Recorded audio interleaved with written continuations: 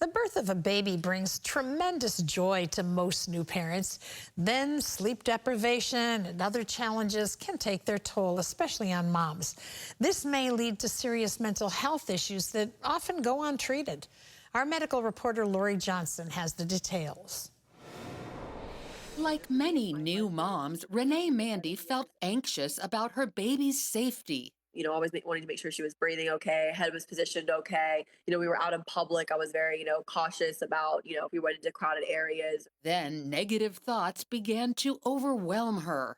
Something's wrong, something's wrong, something's going to happen, but at just a very exaggerated level to where it was like hindering everyday life. Renee sought help from Dr. Jenny Yip, psychologist and author of Hello Baby, Goodbye, Intrusive Thoughts. She diagnosed Renee with postpartum anxiety. This is when women feel like they're constantly worrying, they're ruminating about possible catastrophes.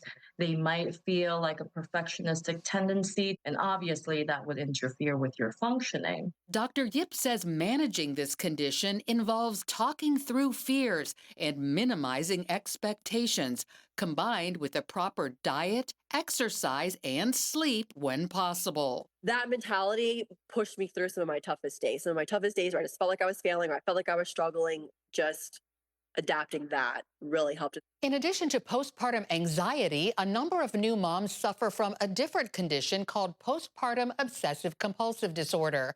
That's when she can't stop thinking about something bad happening to her baby and engages in repetitive behavior in an attempt to prevent it from happening.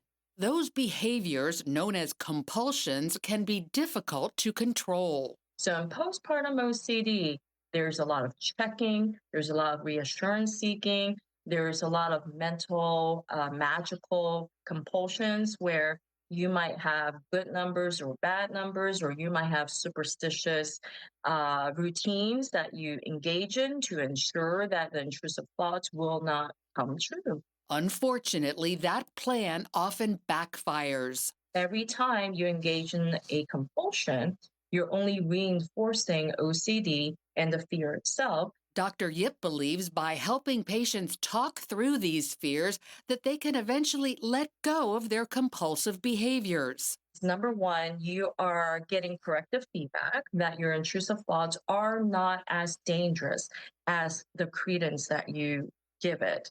Number two, you're getting also confidence that you can tolerate this discomfort without doing any compulsions. So while anxiety and OCD can grip new mothers, there are ways to minimize the emotional distress and enjoy this blessed time of life.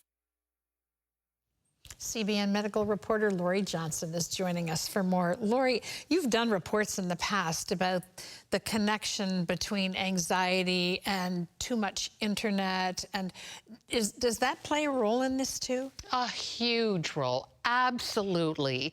And so there are some things that happen when we go on the internet, especially social media, that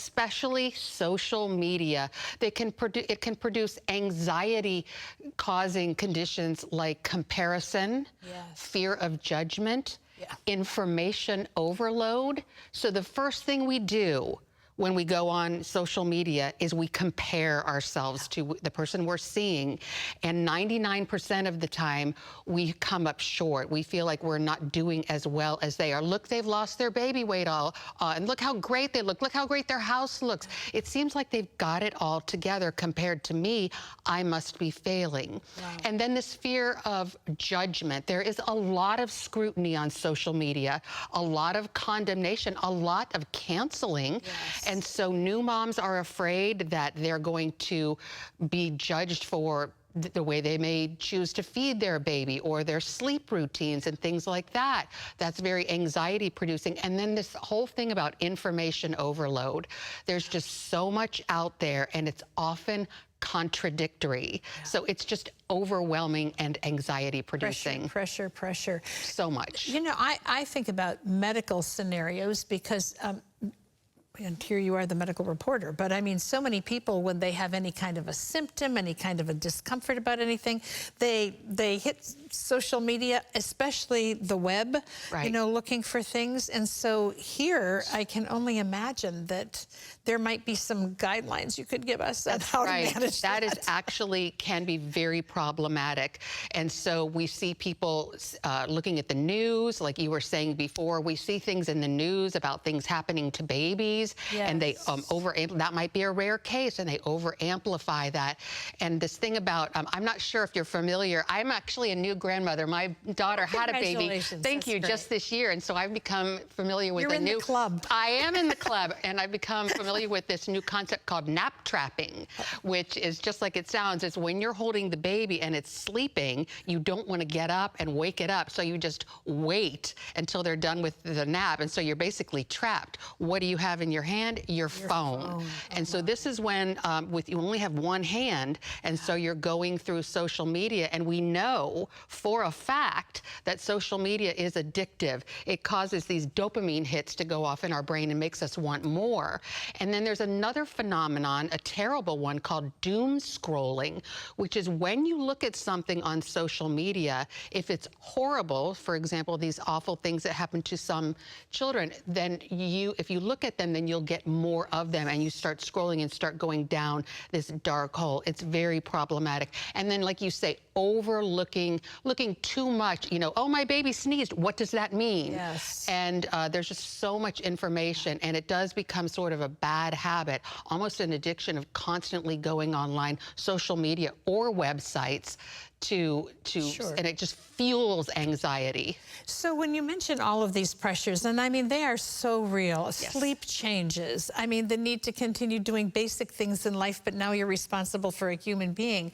Can grandparents make a difference in all of that? Absolutely. Grandparents, friends, and loved ones. And one of the best things that we can do is create that relationship of trust so that the new mother can confide in you, because there's a great deal of shame and guilt associated with some of these, especially these OCD feelings, these thoughts, that they're too afraid to tell people what they're thinking, but they need to talk about it. They need to talk about their anxiety, and in many cases we can help calm them down, reassure them. And then also there's another pivotal role that we can play, and that is to make sure they're doing okay. If they're not able to function, or if they're not bonding with their baby, then that might be the time to gently step in and suggest professional help, help them find someone good. And grandmothers, remember, things are done differently today than when we were moms, so yes, just help, but stop that. I've been doing a lot of, back in my day, we didn't do that, and you guys turned out fine. That's what not to say. I know. Thank you, Lorie, so much. My pleasure.